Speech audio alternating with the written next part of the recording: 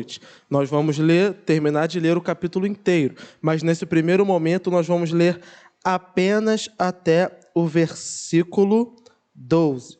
Então, assim como pela manhã, nós vamos ler apenas até o versículo 12, porém, posteriormente, vamos ler tudo. Então, mantenha a sua Bíblia aberta. Então, dando continuidade à nossa exposição, Tiago, capítulo 4, versículo 1. De onde vêm as guerras e contendas que há entre vocês? Não vêm das paixões que guerreiam dentro de vocês? Vocês cobiçam coisas e não as têm. Matam e invejam, mas não conseguem obter o que desejam. Vocês vivem a lutar e a fazer guerras.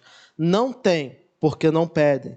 Quando pedem, não recebem, pois pedem por motivos errados, para gastarem seus prazeres. Adúlteros, vocês não sabem que a amizade com o mundo é inimizade com Deus? Quem quer ser amigo do mundo faz-se inimigo de Deus. Ou vocês acham que é sem razão que a Escritura diz que o Espírito que Ele fez habitar em nós tem fortes ciúmes? Mas Ele nos concede graça maior. Por isso diz a Escritura, Deus se opõe aos orgulhosos, mas concede graça aos humildes. Portanto, submetam-se a Deus, resistam ao diabo, e ele fugirá de vocês. Aproximem-se de Deus, e ele se aproximará de vocês. Pecadores, limpem as mãos, e vocês que têm a mente dividida, purifiquem o coração, entristeçam-se, lamentem-se, chorem, troquem o riso por lamento e a alegria por tristeza. Humilhem-se diante do Senhor e Ele os exaltará. Irmãos, não falem mal um dos outros. Quem fala contra o seu irmão o julga, ou julga o seu irmão, fala contra a lei e a julga. Quando você julgar a lei, não a está cumprindo, mas está se colocando como juiz. Há apenas um legislador e juiz, aquele que pode salvar e destruir. Mas quem é você para julgar o seu próximo? Vamos orar? Espírito Santo de Deus, estamos, ó Senhor, dando continuidade na leitura dessa epístola, ó Pai, assim como pela manhã, que possamos ser ricamente abençoados agora. Vem com Teu Espírito Santo e fala aos nossos corações. Prepara os nossos corações para entender o que a Tua palavra tem para nós. É o que te pedimos no santo nome de Cristo Jesus. Amém. Glória a Deus. Irmão, pode se assentar. Então, só para nós relembrarmos um pouquinho o que nós falamos pela manhã. Tiago, quem foi esse Tiago que escreveu esta epístola? Não foi o Tiago, filho de Zebedeu, que era o apóstolo que andava com João e com Pedro. Então, nós já explicamos isso. Esse Tiago, filho de Zebedeu, ele faleceu, ele foi assassinado, martirizado por Herodes em Atos 12. E nós vemos que este Tiago aqui está presente em Atos 15. Então, é um outro Tiago. Qual Tiago é esse aqui?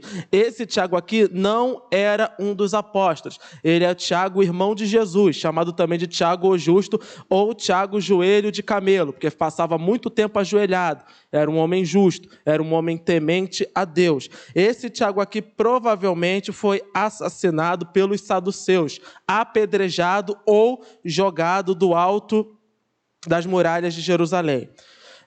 Por justamente ser o líder da igreja de Jerusalém. Esse Tiago aqui, que nós estamos lendo, ele não cria em Jesus Cristo. Ele era irmão de Jesus, irmão carnal de Jesus, filho de Maria com José. Porém, ele não cria em Jesus como Senhor e Salvador, mas era um bom judeu, cria em Deus. Quando Jesus Cristo ressuscita, e a gente viu lá em 1 Coríntios 15, 7, Jesus aparece para esse Tiago, se revela a ele, e a partir da ressurreição, ele passa a crer em Jesus. Então, esse Tiago aqui é irmão do Judas, que também tem a epístola aqui no final. Ambos são irmãos de Jesus, não são apóstolos. Para quem Tiago está escrevendo? Lá no capítulo 1 nós vimos, ele está escrevendo as 12 igrejas, as 12 tribos dispersas. Como assim? Está escrevendo aos judeus. Por quê? Se nós fôssemos pegar esse livro e colocá-lo na Bíblia de forma cronológica, como nós falamos pela manhã, a Bíblia não é dividida cronologicamente, sim por temas. Então a gente tem os pentateucos, os históricos, os poéticos e etc. Se essa Bíblia que nós temos nas nossas mãos fosse em ordem cronológica, esta epístola aqui seria a primeiro do que até os evangelhos, pois ela foi escrita primeiro. Tiago escreve ela logo após o início da perseguição, antes de Mateus, de Marcos, de Lucas e de João, a pensarem em começar a escrever sobre o Evangelho de Cristo Jesus. Então, quando ele escreve essa carta, ele não está mandando uma indireta para Paulo, que é o que muitos acreditam. Como nós vimos, o capítulo 2 fala dessa questão da fé e das obras, coisa que Paulo aborda muito forte nas suas cartas, principalmente Romanos, Efésios. Então, alguns acreditam, olha, eu acho que Tiago não gostou muito do que Paulo escreveu isso aqui. Não, Tiago escreveu isso aqui talvez antes até de Paulo se converter. Então ele não estava nem pensando em mandar uma resposta a Paulo. O que ele queria era, e a epístola nós vimos que se baseia nisso, ele quer mostrar para o leitor que não adianta dizer que tem fé, é necessário pôr a fé em prática. E pela manhã nós vimos, tanto no capítulo 1, capítulo 2 e capítulo 3, que ele bate nisso fortemente. Capítulo 1, ele vai falar das provações e tentações. Capítulo 2, vai falar da fé e das obras. Capítulo 3, vai falar sobre como os cristãos devem se comunicar, principalmente falando sobre o perigo da língua. Então, quando nós vimos tudo isso, nós começamos a ver que, de fato, essa epístola de Tiago é como os historiadores dizem, é Provérbios do Novo Testamento. Porque o livro de Provérbios ele é fácil de entendimento, ele é muito direto. Ele vai te dar conselhos práticos para o seu dia a dia. Olha,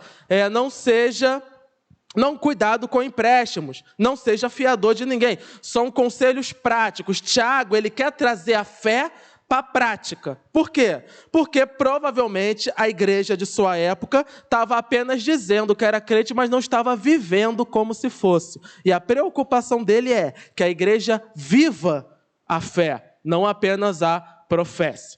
Então, quando a gente pela manhã abordou esses 3 primeiros capítulos, nós vimos cada detalhe deles. Infelizmente não pôde ser gravado, estávamos com problemas, mas eu gravei o áudio e pretendo ainda hoje estar postando no grupo de membros a parte 1. Então, só essa introdução para a gente lembrar o que foi falado, agora a parte 2. Tiago continua aqui falando sobre a vida prática da igreja. E agora ele vai falar sobre submissão a Deus.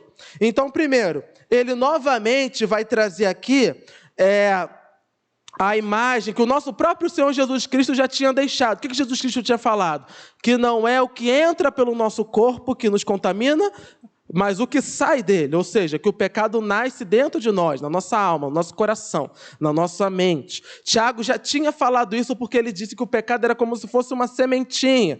Literalmente, ele utiliza esse termo como se fosse o sêmen do homem e o pecado fosse como uma gravidez, onde a criança vai crescendo até o ponto que sai. Então ele está falando, cuidado, não deixem que as tentações cresçam dentro de vocês. Não permitam que elas ganhem espaço. Assim que ela chegar, repreende, lança para fora. Resistam ao maligno e ele fugirá de vocês. E agora ele vai dando continuidade. Então, de onde vêm as guerras, contendas, de onde vêm as paixões, essas coisas todas? Elas vêm de dentro de nós, de dentro do nosso coração pecador. Então, a nossa maior preocupação é não permitir que essa maldade que está dentro de nós ganhe forma, cresça ao ponto de sair para fora.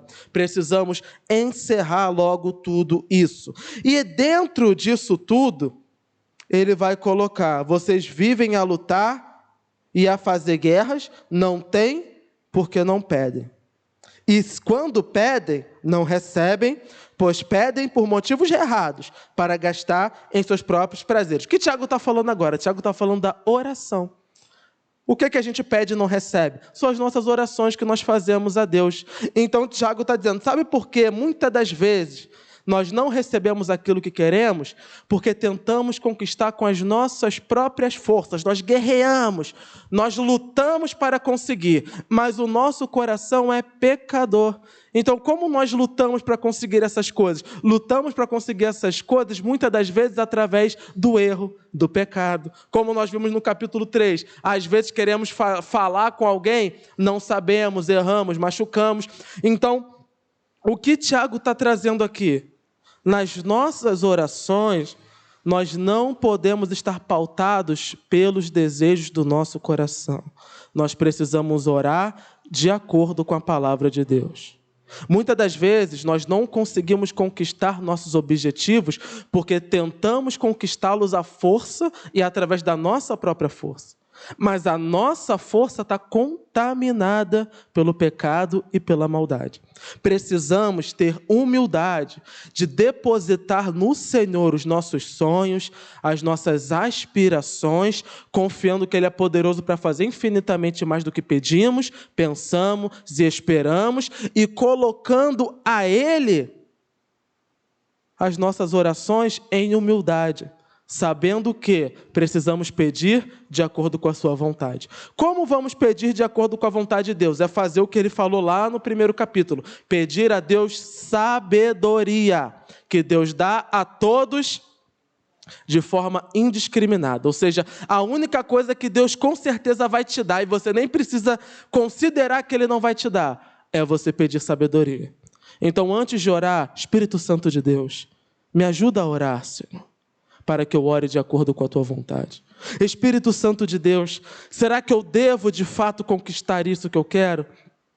Será esse o plano de Deus para mim? Senhor, ajuda-me, porque agora eu quero orar, como nós cantamos, em espírito e em verdade. Então essa busca nossa pelas coisas dessa vida, não é errado, ele está falando, é pedir, querer receber alguma coisa não é errado. O errado é quando nós colocamos isso acima da vontade de Deus. Pedimos e não recebemos. Por quê? Porque pedimos mal. Pedimos para a nossa própria vanglória. Pedimos para o nosso próprio prazer. E vamos ser sinceros, 90% do que nós pedimos, isso se não for mais, é só para nos satisfazer e em nada glorifica a Deus. O que nós precisamos ter em mente é: como eu posso glorificar a Deus com esse objetivo que eu quero alcançar?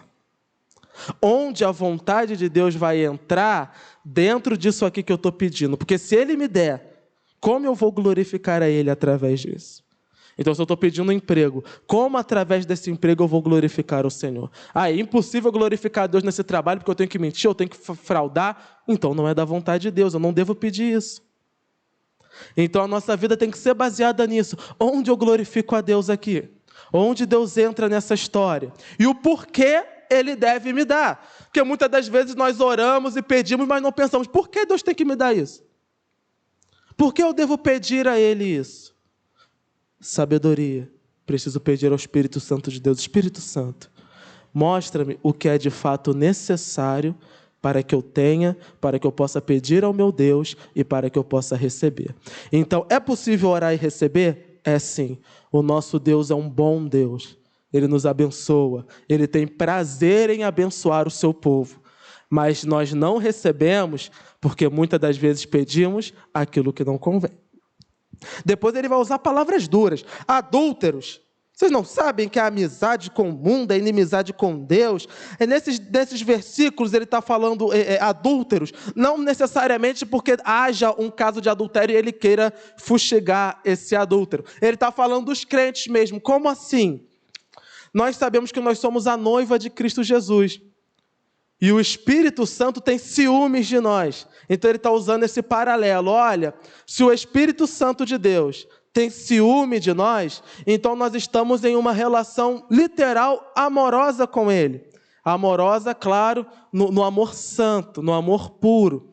Então, nessa relação amorosa, se eu me desvio dessa relação para ter uma amizade com o mundo, o que é amizade com o mundo? É viver de acordo com o que o mundo prega, é viver de acordo com o que o mundo acredita, é viver uma vida no pecado, é viver uma vida no erro. Então, eu sou semelhante a um adúltero, a alguém que está comprometido, mas vive em traição. Então, é disso que ele está falando. Adúlteros, quem são os adúlteros? Todos os leitores, inclusive nós. Não sabem que a amizade com o mundo é inimizade com Deus? Ou seja, ele está dizendo, você tem um compromisso com Deus. E quando você não cumpre esse compromisso, você se comporta como um adúltero. Porque lá na cruz do Calvário, Cristo Jesus selou um contrato com você, igual ao casamento, um contrato perpétuo, para a vida toda e eterna. E quando nos aliamos ao mundo, nós ferimos esse acordo. E aí ele vai dizer, não é sem razão que a palavra diz que o Espírito tem ciúme de nós. O que ele está dizendo? Vocês acham que está escrito na palavra de Deus à toa? Não. É porque, de fato, o Espírito tem ciúme de nós. Que ciúme é esse? Lá em 1 Coríntios 13, onde Paulo discorre sobre o amor, em uma das passagens, em um dos versículos, ele vai dizer que o amor não sente ciúmes, ou que não se enciuma em excesso.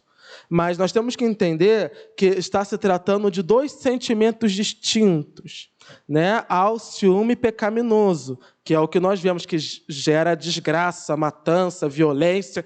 Esse tipo de ciúme só quem tem é um ser humano, porque o nosso coração é puro. O ciúme de Deus é semelhante a alguém que ama e sofre por ser traído. Então, o nosso Deus sofre a dor da traição quando nós nos desviamos da sua palavra e vivemos de acordo com o mundo. Então, quando nós colocamos isso, nós podemos entender, só pode sofrer esse ciúme aquele que ama. Então, olha o tamanho do amor de Deus pela sua igreja e pelo seu povo. É um amor tão grande que se assemelha a alguém que tem um relacionamento muito íntimo e profundo, ama muito aquela pessoa e de repente vê que aquela pessoa está o traindo. Então é isso o que Tiago quer passar. Nós temos um compromisso com Deus. E esse compromisso precisa ser respeitado. Aí, por fim, no versículo 7. Portanto, submetam-se a Deus, resistam ao diabo e ele fugirá de vós. No capítulo 1, nós vimos a diferença entre provação e tentação. Provação são as batalhas e lutas que nós enfrentamos. Essas, de fato, podem vir de Deus, sim. Até porque é uma prova. A própria palavra diz, provação. Eu estou em prova para ser aprovado. Aquele que é aprovado recebe a coroa da vida, como nós vimos no capítulo 1. Então, as provações podem vir de Deus. Agora, as tentações, que são algo totalmente diferente, não podem vir de Deus. E nós vimos isso no próprio capítulo 1. Por quê? Porque Ele é o Pai das luzes e nele não há pecado. Ele não tenta a ninguém. Tiago deixou isso muito claro. Então agora nós estamos vendo aonde vem a fonte da tentação. O diabo e o nosso próprio coração pecaminoso. Então, quando nós nos colocamos em uma situação em que o pecado está nos assediando, há aquela iminência de nós pecarmos, há aquela situação, nós nunca podemos falar, olha, foi Deus que colocou aquela pessoa e eu adulterei, foi Deus que colocou aquele dinheiro na minha frente. Não, isso vem do nosso coração pecaminoso e do cão do inferno, não vem de Deus. O que vem de Deus são as provações, são as batalhas, são as lutas que nós enfrentamos. Essa sim, Deus coloca na nossa mão. Moisés estava em paz, pastoreando ovelhas. Deus de repente chama ele, olha, vai lá libertar o meu povo. Ele não estava querendo libertar o povo. Isso é provação. Deus colocou uma prova para ele, falou, vai lá e faz. Geralmente, Deus chama justamente aqueles que não estão muito afim de passar pela provação, ou seja, todos nós. E coloca a provação no nosso colo. Mas ela serve para quê? Para nos aprimorar, para nos abençoar, para nós crescermos, para nós evoluirmos. Já a tentação não. A tentação só vem para nos derrubar e nos destruir. O pecado não produz nada de bom na nossa vida. Nada. Então, o que nós devemos fazer contra o pecado? Nós não podemos deixar que, assim como uma mulher em gestação, esse pecado venha crescer, crescer, crescer dentro de nós até sair. Não, nós precisamos fazer o quê? Submeter a Deus e resistir ao diabo. Então, quando vier a tentação, se submeter a Deus. O que é se submeter? É lembrar, Deus não gosta disso. A palavra do Senhor prega contra isso. Eu não vou fazer. Eu me submeto a Deus. Quando nós fazemos isso, o que acontece? Nós resistimos ao diabo. E o que ele faz? O diabo cai para dentro? Não, ele corre. Por quê? Porque maior é o que está em nós do que aquele que está nesse mundo. Satanás não nos toca. Satanás não tem poder para destruir as nossas vidas. Somos nós quem abrimos a porta para ele entrar. E quando ele entra, lascou. Só Jesus Cristo para salvar. E a gente vê isso na vida prática, não é verdade? Quantos irmãos a gente conhece que foram às vezes alertados, falam, olha, não vai por esse caminho. O crente foi, quando viu estava desviado, cometeu um pecado que arruinou sua vida, se destruiu, e depois a gente vê, olha, a vida está totalmente destruída. É isso aqui, ele não resistiu ao diabo, então o diabo destruiu a vida dele. Porque ele vem para isso, para destruir, ele vem para arruinar, ele quer arruinar a família, ele quer arruinar os relacionamentos, ele quer destruir cada parte da nossa vida. Ele nos odeia, ele odeia a humanidade e odeia mais ainda o servo de Deus. Então tudo que ele quer fazer é destruir, mas aquele que se submete a Deus, bota ele para correr. Porque se eu estou em santidade na palavra de Deus, o maligno não me toca. Por isso, o crente não pode desprezar o inimigo, mas também não deve de forma alguma ter medo dele. Tenha medo de acordar de madrugada no escuro, não. Deus é contigo. O maligno não te toca. Não pode te tocar. A menos, claro, que você o convide através do pecado. O pecado é o convite para o diabo entrar na nossa vida. Quando a gente vai contra a palavra de Deus, esse amante entra no meio da nossa relação com Deus, nos seduz e destrói tudo. Absolutamente tudo. Aí no versículo 10. Humilhem-se diante do Senhor e Ele os exaltará. Como assim? Porque antes ele estava falando, né? Purifiquem-se, arrependam-se. Amados, o processo de arrependimento é uma humilhação. E não nos devemos sentir tristes por nos humilhar diante de Deus, mas é o contrário. Ele é o único que merece que nós nos humilhemos. Não devemos nos humilhar diante de homem nenhum, porque nenhum homem, nenhum ser humano é digno da nossa humilhação. Mas Deus Todo-Poderoso é digno. Nós podemos, de fato, nos humilhar diante dEle, como pó, como nada, e clamar, Senhor, tem misericórdia da minha vida. Eu pequei, eu errei, mas eu me arrependo. Tem misericórdia, Senhor. O que acontece? Ele os exaltará. O que é exaltar? Ele vai me dar uma promoção no trabalho. Não, ele não está falando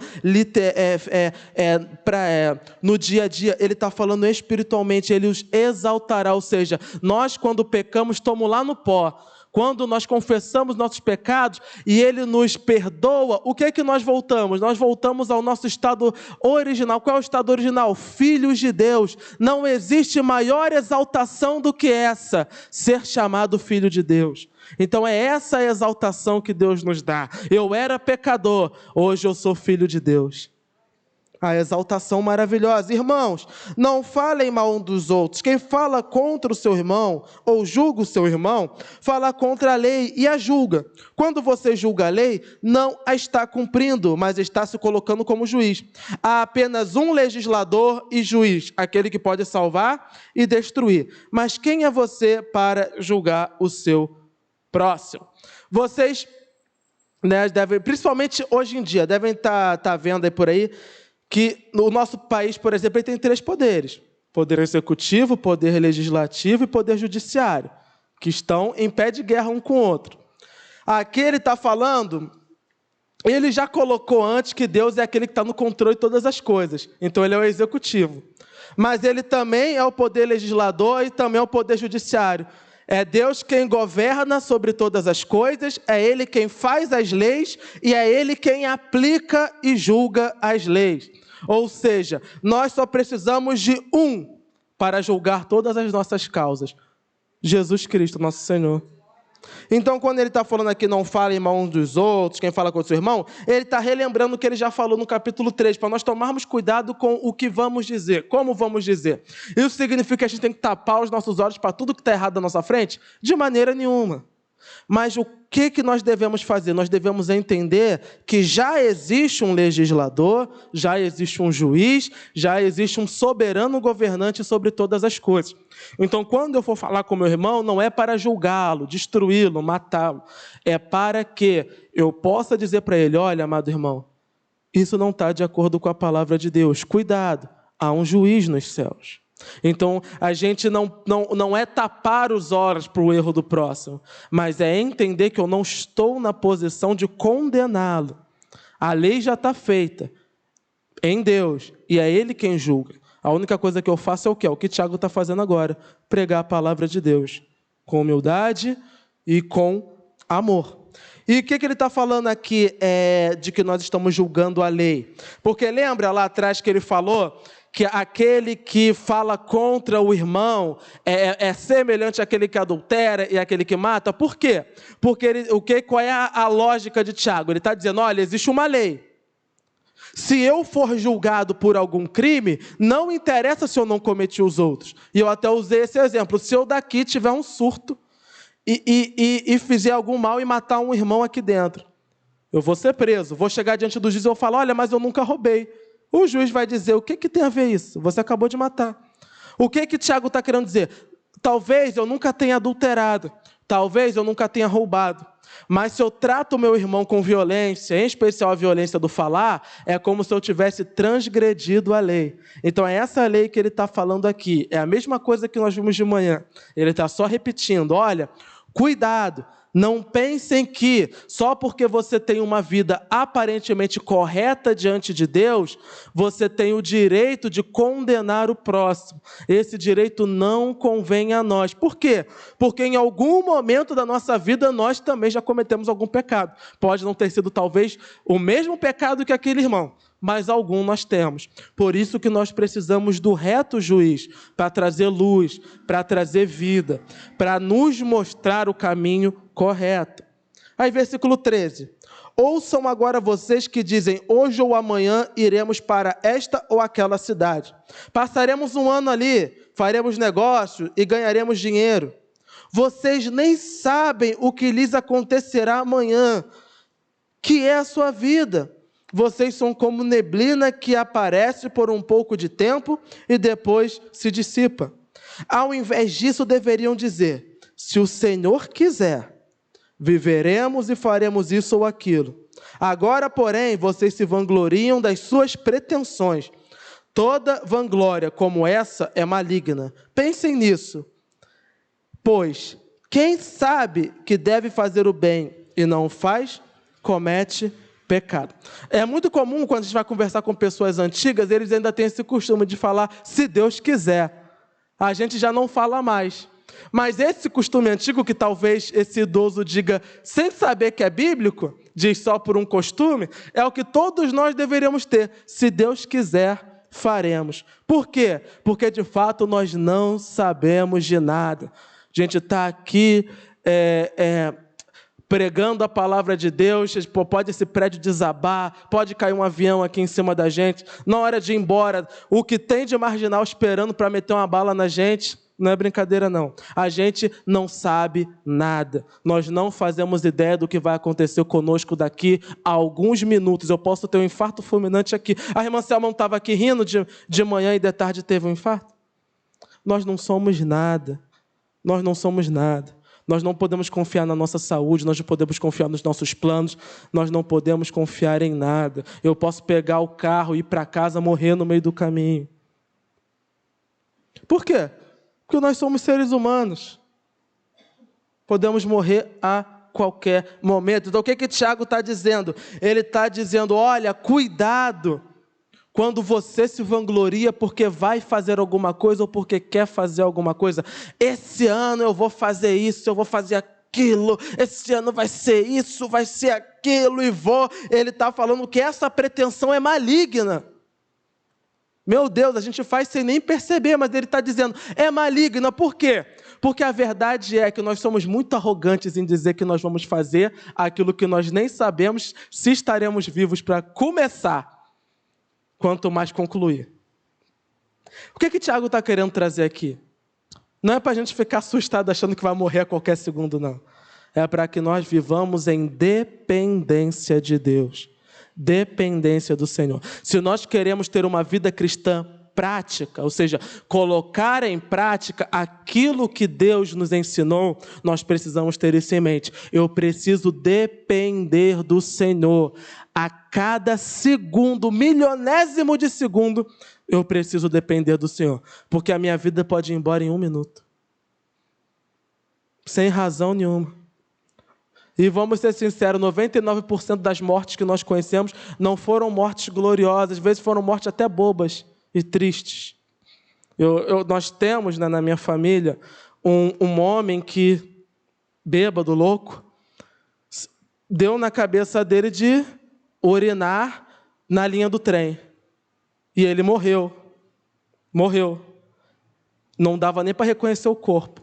Porque a urina dele encostou ali nos fios do trem e ele foi carburizado na hora. Que morte boba, né?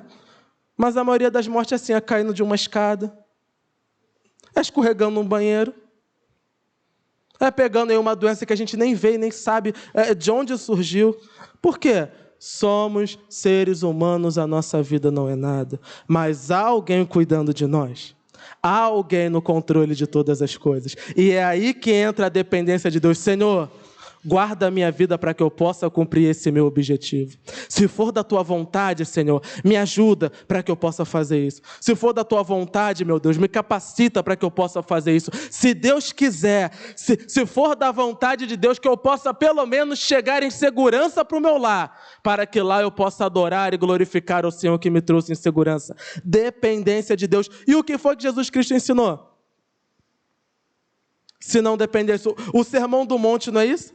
Não andeis preocupados com o que hão de comer, com o que hão de vestir. O vosso Pai Celestial providenciará tudo. Cuide deixe que cada dia ofereça o seu próprio mal. Ou seja, não fique se preocupando tanto. Isso significa que eu não posso fazer planos futuros? Devemos fazer planos futuros. Nós não somos irresponsáveis de viver a nossa vida. Hoje eu estou com sustento, amanhã está... Não!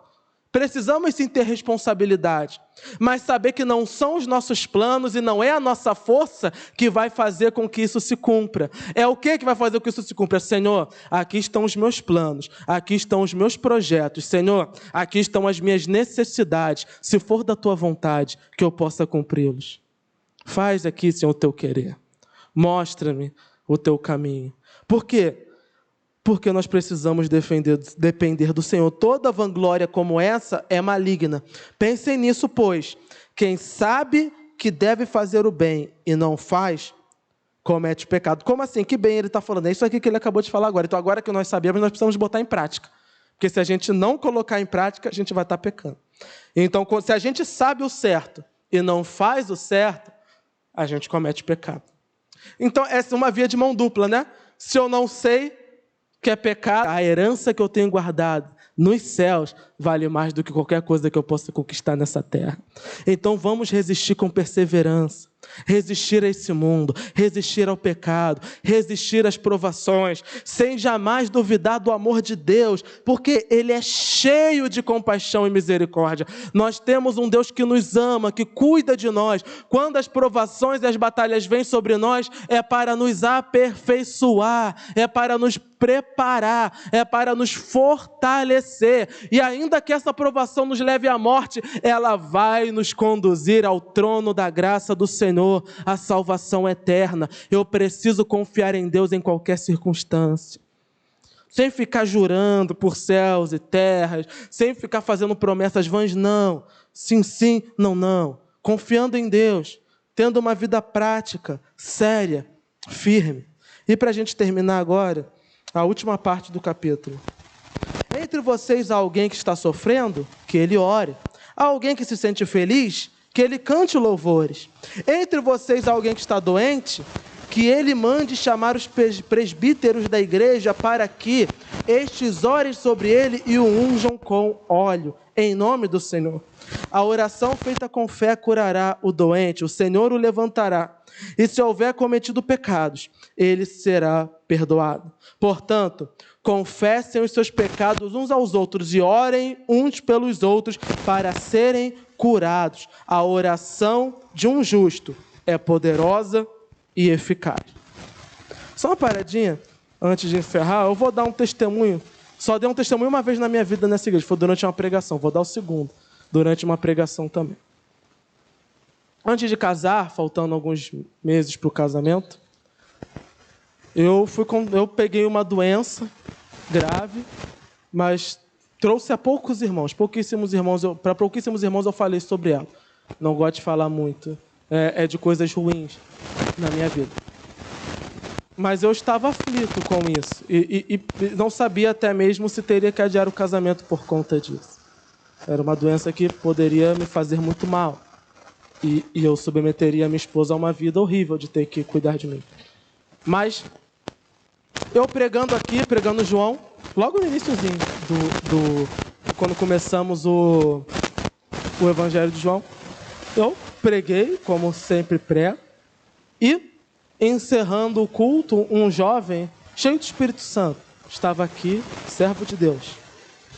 E ele pediu, falou comigo e disse, olha, eu gostaria de orar pelo Senhor, porque eu acho que eu preciso orar pelo Senhor. Ele sentiu de Deus que precisava orar por mim. E uma irmã já havia tido sonhos a meu respeito e estava orando também em secreto por mim. Ele não sabia o problema, ele sabia que eu tinha um problema, porque ele sentiu de Deus que tinha que orar por mim por um problema que ele notou. Estou aqui no cantinho, aqui na igreja. Ele me chamou num cantinho aqui para orar, foi mais ali. Quando ele tocou na minha mão, eu senti o Espírito Santo de Deus na vida dele, eu sabia que eu ia ser curado. Eu sabia que eu ia ser curado. E ele fez uma oração tão simples, não desmerecendo a oração, mas ao contrário. Fez uma oração tão simples, não rodou, não sapateou, não deu cambalhota. Senhor, o que estiver afligindo o meu irmão, toma nas tuas mãos. Toma nas tuas mãos. A enfermidade que eu tinha, ela deixava manchas pelo corpo. Então, obviamente, eu vi que as manchas permaneciam. Mas eu sabia que eu estava curado. Eu fui para casa e durante uma semana os sinais foram sumindo um a um. E quando eu voltei no médico, meu sangue estava limpo. Totalmente limpo. Eu fui curado aqui, pelo Espírito Santo de Deus, através de um jovem que não sei se eu demonstrei estar abalado ou se foi o Espírito Santo que o alertou. Mas ele sentiu que tinha que orar por mim. Aí vai que o vaidoso diácono fala, não, eu preciso de oração, não. Ou se eu precisar de oração, eu peço ao pastor. Hierarquicamente, menor que eu.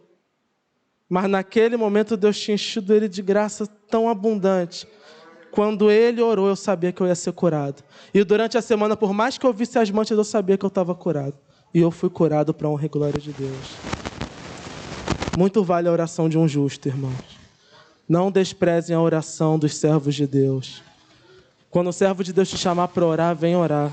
Quando o servo de Deus quiser orar por você, e eu já vi, e fiquei triste em saber, que há pessoas que às vezes não querem pedir oração por vergonha de contar as suas fragilidades. Irmãos, a gente não precisa nem contar o que é. Ele não sabe, até hoje ele não sabe o que é. Mas ele orou e eu fui curado. Nós precisamos ter humildade de entender que, por mais que eu possa orar pela minha própria vida, eu devo fazer isso, é na comunhão entre os irmãos que Jesus se faz presente. Onde tiverem 2 ou 3 reunidos, ali estarei presente. Eu preciso da oração dos irmãos. Eu preciso dos irmãos. Deus nos chamou não para vivermos vidas totalmente desregradas, mas para que nós verdadeiramente nos tornarmos um corpo. E o que o corpo faz? Um órgão auxilia o outro para que todo o corpo funcione. Se um órgão está mal, todo o corpo fica mal. Da mesma forma, cada membro da igreja é muito importante.